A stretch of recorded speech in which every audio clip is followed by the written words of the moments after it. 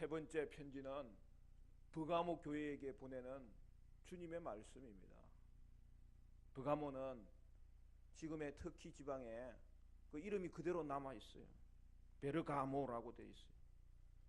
버가모는 이제 에베소부터 출발하여 순환도로를 따라서 이 편지의 말씀을 전할 때에 이제 스무나 다음에 더 위쪽으로 만나는 도시예요. 거기는 이제 내륙 지방으로 해안에서 24km 떨어져 있는 지점에 있습니다. 당시 버가모는 로마 제국 아시아 주의 수도였어요. 이곳은 정치적인 중심 지역이에요. 그리고 그 수도 역할을 지난 한 300년 동안 해왔기 때문에 아주 전통적인 도시로서 문화적인 그러한 요충지로 자리 잡고 있었던 것이죠. 그러니까 그곳에는 지중해를 넘어오는 이 서양의 온갖 종교와 또 오른쪽에서 몰려오는 동양의 온갖 종교가 그곳에 다 집합되어 있는 우상숭배의 진원지, 우상숭배의 박람회장이 바로 그곳이었어요. 당시 거기에는 로마의 총독부가 자리 잡고 있었기 때문에 동일하게 황제 숭배가 또한 얼마나 그곳을 지배하고 있었는지 모릅니다. 당시 그곳에는 의학 학교가 있었고 알렉산드리아와 맞먹는 도서관이 있었는데 벌써 그 당시에 20만 권 이상의 장서를 구비한 곳이에요. 여러분, 그때는 인쇄술이 이렇게 인쇄소에서 찍어내는 게 아니에요. 파피루스라고 당시에 이제 새롭게 일어나는 그런 인쇄 문화는 그런 대나무를 갈아서 만든 거기에다가 기록하고 그것을 똘똘똘 말하면, 여러분 성경이 이렇게 한 권 돼 있지만 그때는 말 그대로 계시록 한 권이 이렇게 두꺼운 그런 책으로, 그래서 여러분 우리는 성경을 66권이라 그러는 거예요. 그런 게 20만 권 갖춘 그런 엄청난 정치적이고 문화적인 도시예요. 그리고 방금도 말했지만 종교적으로 아주 열광하는 도시예요. 오랜 전통을 자랑하듯이 온갖 동서양의 종교들과 우상들이 그곳에서 성행하였던 것입니다. 버가모의 이 원뿔 모양의 언덕에는 제우스 신전, 아테네 신전, 디오니소스 신전, 아스클레피오스 신전 등 4대 신전이 자리 잡고 있었어요. 그런데 바로 이곳에 교회가 세워진 거예요.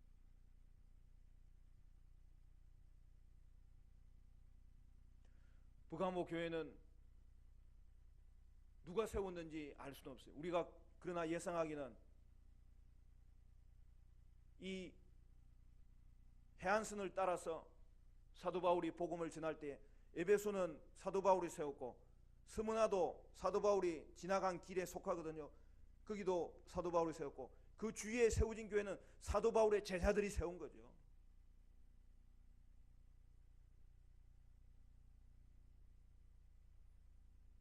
우상 숭배의 소굴의 그 한 구석에 이제 갓 일어난 교회, 역사도 없고 세력도 없어 보이는 교회가 하나 세워지고 교인들이 모이기 시작했습니다. 바로 그곳이 버가모 교회입니다.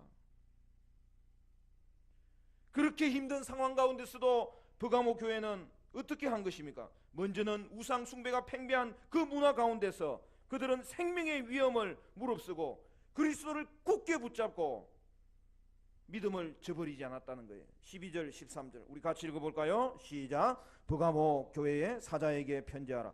좌우에 날선 금을 가지신 이가 이르시되 내가 어디에 사는지를 내가 아노니 거기는 사탄의 권자가 있는 데라. 내가 내 이름을 굳게 잡아서 내 충성된 적인 안디바가 너희 가운데 곧 사탄이 사는 곳에서 죽임을 당할 때에도 나를 믿는 믿음을 저버리지 아니하였도다. 우리 주님이 브가모 교회야, 네가 어디에 사는지 나는 알고 있다. 어디에 산다고요? 온갖 우상 숭배가 팽배한 사탄의 권세가 있는 곳에 브가모 교회가 세워졌다. 사탄이 거주하는 곳이라고 우리 주님이 명백하게 그 지역을 평가하시는 거예요. 그런데 더 중요한 건 뭐예요? 거기에 교회가 있었다는 거예요.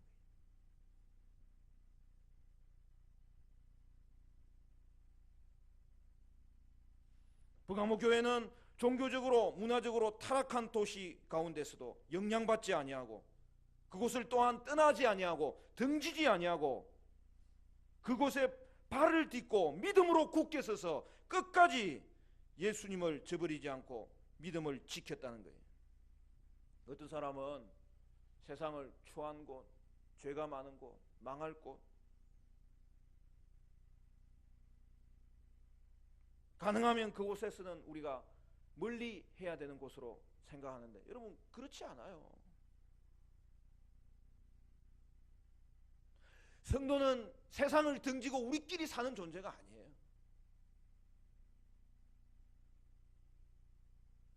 요즘은 뭐 전원교회라 해가지고 또 외딴 곳에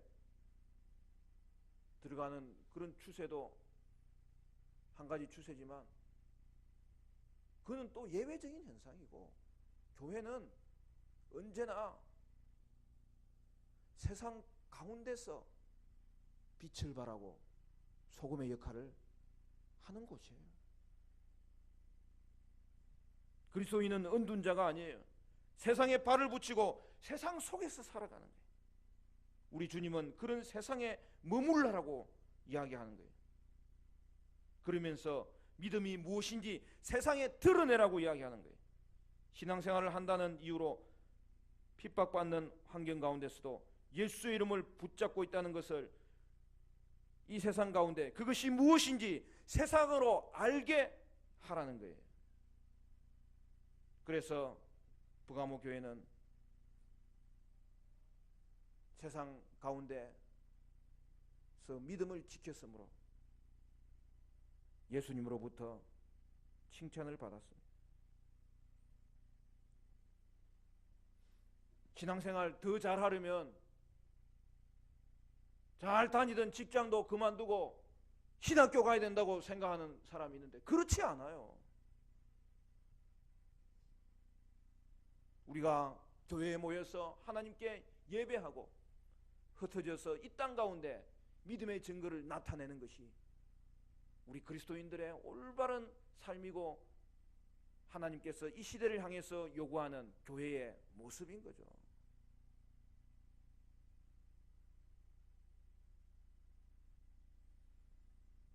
우리는 각자가 살고 있는 그곳에서 믿음의 증거를 보여줘야 돼요. 그러기 위해서 우리는 예배할 때마다 뜨겁게 주님을 만나고 그 사랑 가지고 세상 가운데서 빛으로 소금으로 쓰임받게 되어야 되는데, 오늘 우리 화정추인교회 모든 성도들은 모일 때마다 하나님 뜨겁게 사랑하고 흩어진 가운데서는 가정생활, 사회생활, 학교생활 가운데 빛으로 소금으로 쓰임받는 은혜가 있게 되시기를 간절히 축원합니다.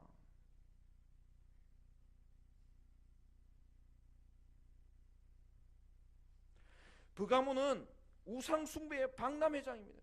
그곳에 살면서 믿음을 지키는 것은 사회적인 억압뿐 아니라 생명의 위험을 감수하는 것이었습니다. 그래서 성경은 그곳을 사탄이 거주하는 곳이라고 말합니다. 그러나 사탄이 거주하는 곳이기 때문에 그곳에서 더 발을 내딛고 굳게 서서 사탄은 대적하고 믿음은 일깨우고 하나님의 말씀에 순종의 발걸음은 내디디라고 하나님은 말씀하고 있는 거예요. 그러는 가운데 어떤 일이 생겨요? 순교자가 생겼어요.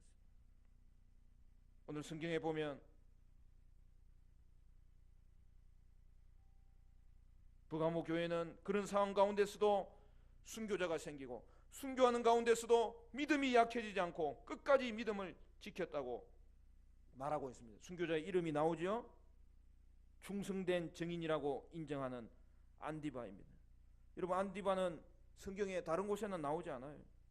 여기에 처음 등장해요. 아무도 안디바를 모르고 있었지만 예수님은 그를 기억하시고 부활하고 승천하신 주님께서 그를 인정하시고 요한이 요한계시록을 기록할 때에 그의 이름을 적어라, 그의 이름을 드러내라. 그를 기억하는 단 한 분 예수님이 계셨던 것입니다. 그리고 여기 보면 충성된 증인이란 말은 요한계시록을 시작하면서 예수님이 자신을 소개할 때에 사용한 이름인 것이죠.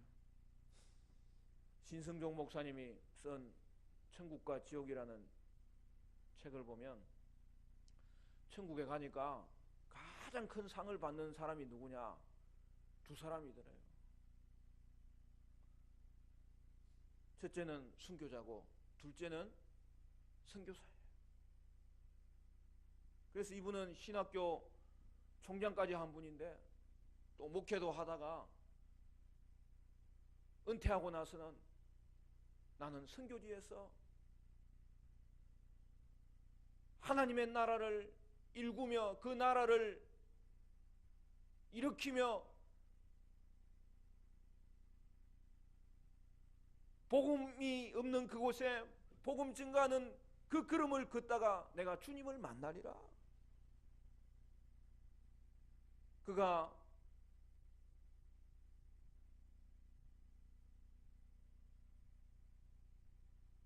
선교지에 다시 새로운 사역을 위해서 떠났던 거예요. 지금도 이제는 정말 노구의 몸을 이끌고 계실 텐데 지금도 선교지에 계세요.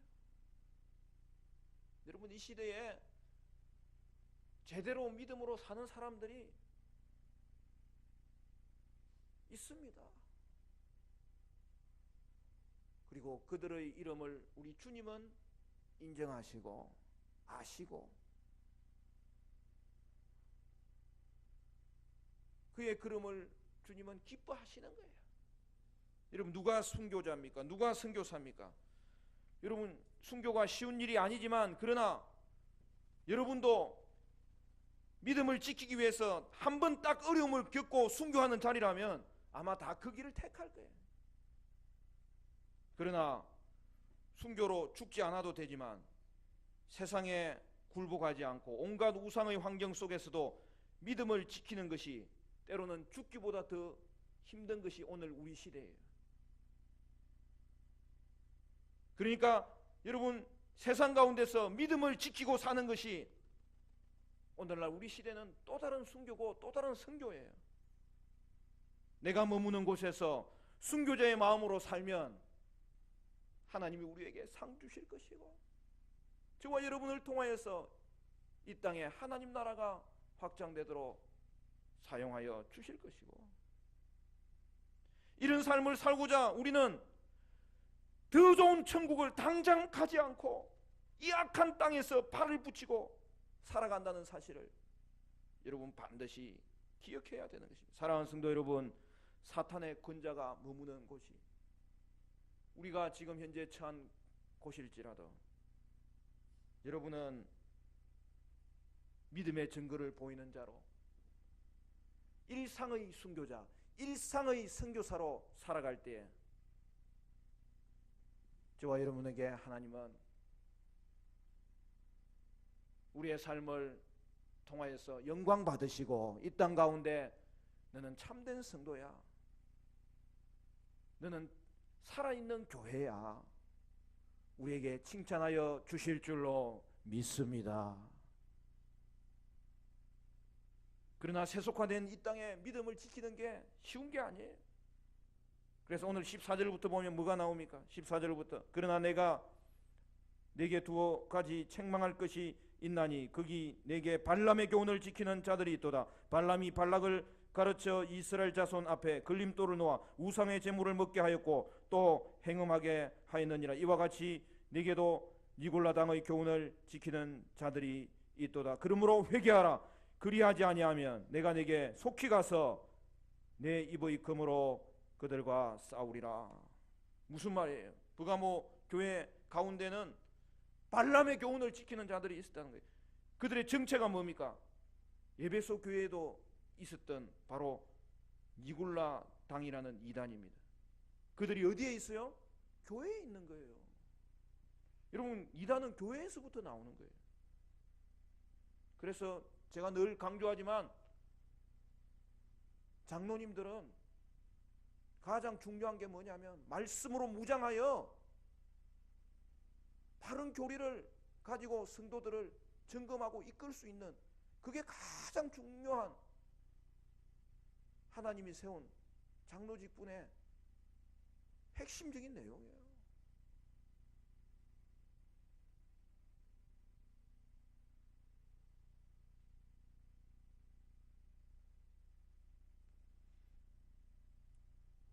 구약의 발람이라는 자는 어떤 자죠? 선지자라고 되어 있어요. 그런데 그 선지자가 타락한 거예요.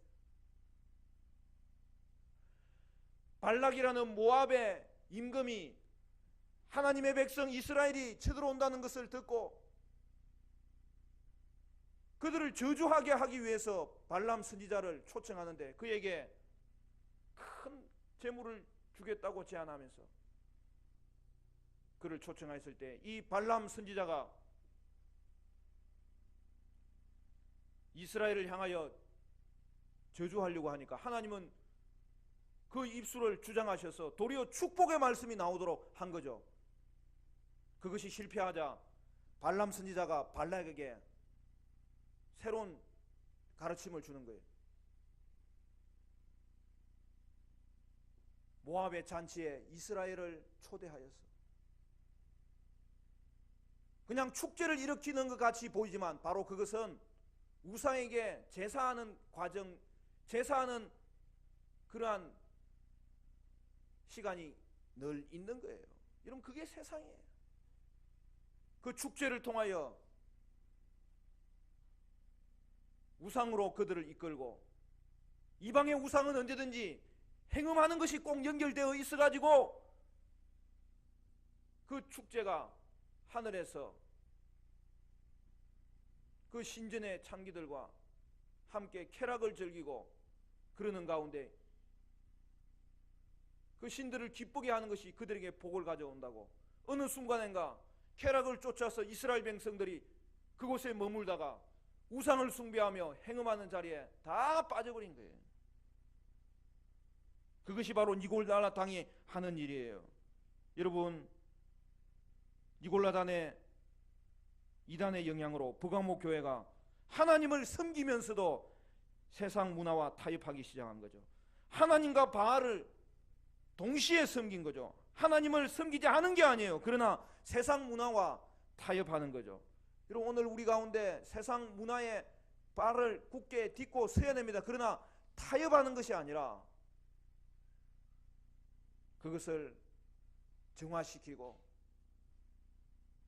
오늘 우리도 거룩한 문화를 또한 배출하는 그러한 자로 살아야 되겠는데, 하나님의 백성이 니골라 당을 통하여서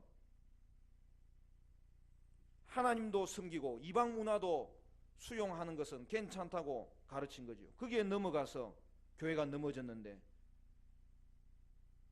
여러분, 세상을 진리로 분별하였던 에베소 교회는 넘어가지 아니하였던 그 자리에 이들은 넘어진 것이죠.